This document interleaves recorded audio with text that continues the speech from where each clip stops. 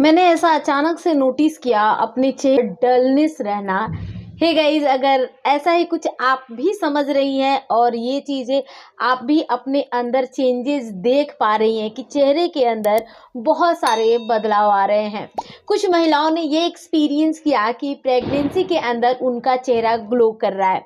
वही कुछ महिलाएं बताती हैं कि चेहरा जो है वो डल सा हो चुका है। वीडियो के अंदर हार्मोन्स के चेंजेस के ऊपर बात की जाएगी, साथ ही साथ में ओल्ड वाइफ्स क्या बताती हैं। मैंने और मेरी कुछ स्वीट सी सब्सक्राइबर ने, हम सब ने अपनी प्रेगनेंसी में क्या एक्सपीरियंस किया, उन सारे पॉइंट्स को बताया जाएगा। तो चलिए गाइस, इस वीडियो को स्टार्ट करते हैं। हे गाइस, मैं हूं आप सबके साथ श्वेता और आप देख रहे हैं प्राइम मॉम चैनल। यहाँ पे हम बात करते हैं, सबसे पहले अगर अपने चेहरे फेस की बात की जाए तो पहले कंसीडर करते हैं अपने हेयर्स को लेकर, बालों को लेकर, यानी कि बालों की मजबूती के ऊपर पहला पॉइंट होने वाला है। प्रेगनेंसी के अंदर लगभग सभी महिलाओं के जो हेयर्स होते हैं वो स्ट्रॉन्ग होने लगते हैं, चमकीले होने लगते हैं। इसका सबसे बड़ा जो चीज़ें है रिस्पॉन्सिबल है वो है आपके हॉर्मोन्स की वजह से ये चीज़ें जो है वो होती है। साथ ही साथ में बालों का जो टूटना है, झड़ना है, वो स्टॉप हो जाती है। एक तो आप बैलेंस डाइट ले रही हैं, दूसरी बात ये है कि एक एस्ट्रोजन और प्रोजेस्टेरोन का लेवल प्रेगनेंसी में अप एंड डाउन चलता है, जिस कारण से भी इसके बेनिफिट आपको अपने हेयर्स को मिल रहे हैं, यानी कि बालों की मजबूती बरकरार रहती है। और बाल कब आपके टूटने और झड़ने लगते हैं? जब बच्चा 6 महीने या साल भर का होने लगता है तब। जो बाल आपके प्रेगनेंसी में नहीं टूटे थे ना, वो बाल भी टूटने वाले हैं आगे चल के।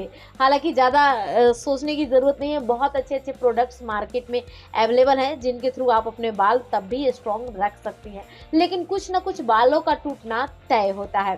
सेकंड पॉइंट के ऊपर बात करते हैं, आपके चेहरे के ऊपर, आपके ग्लोइंग स्किन के ऊपर। कुछ महिलाओं का स्किन ग्लो करना प्रेगनेंसी में, वही कुछ महिलाओं का स्किन डल होना। ऐसा क्यों होता है? इसके भी कारण जो है वो हॉर्मोन्स ही होते हैं। ये भी देखा गया है कि चेहरे में डार्क सर्कल आना, आईज के नीचे में ये चीज़ें, और गर्दन वाले हिस्से में कालेपन, ये मेलेनिन की मात्रा बढ़ने के कारण सिर्फ प्रेगनेंसी के अंदर होती है। और जैसे ही आपकी डिलीवरी होगी ये कालापन और ये डलनेस बिल्कुल ठीक होने वाला है। ग्लोइंग स्किन क्यों होता है किसी महिला का? क्योंकि उसके अंदर ग्लो करने वाले हार्मोन्स ट्रिगर्ड हो जाते हैं, इसलिए। थर्ड पॉइंट के ऊपर यहाँ पे बात करते हैं, गले में क्या परिवर्तन होती है। यहाँ जलन की समस्या होती है महिलाओं को, खासकर ये दोपहर के बाद होती है। अगर वो तेल मसाले वाली चीज़ें या तीखी चीज़ें सुबह के समय में खाती हैं तब ये समस्या होने लगती है। और खासकर मैं अपनी कुछ स्वीट सी सब्सक्राइबर को बताना चाहूँगी जिनके बार बार कमेंट आते हैं कि कैल्शियम और आयरन की गोलियां हम कब लें। गाइज, इन दोनों गोलियां लेने में कम से कम 4 घंटे का आपको अंतर रखना चाहिए। ऐसा क्यों? अगर आप ऐसा करती हैं तो जो कैल्शियम की गोली, मान लीजिए कि अगर आप हर सभी महिलाएं अलग अलग टाइम पे लेती है, मैं अपना बताना चाहती हूँ। मैं दोपहर में 2 बजे के आसपास में क्या करती थी, आयरन की गोलियां ले लेती थी, और 4 घंटा बीता तो 2 से 4 यानी कि 6 बजे शाम को, उस टाइम के बाद मैं कैल्शियम ले सकती थी, लेकिन मैं लेट नाइट 8 बजे तक कैल्शियम लेती थी। तो मैं दोपहर के बाद दवाइयाँ लेती थी, जिससे मुझे ये लगता था कि मेरा तबीयत थोड़ा ठीक रह रहा है 12 बजे से पहले पहले तक। लेकिन मैंने एक्सपीरियंस किया, मैं सुबह सुबह उठते उठते जब दवाई ले लेती थी, एक कैल्शियम या आयरन एक ले लिया, एक दोपहर बाद लिया, तो मुझे ज़्यादा प्रॉब्लम होती थी।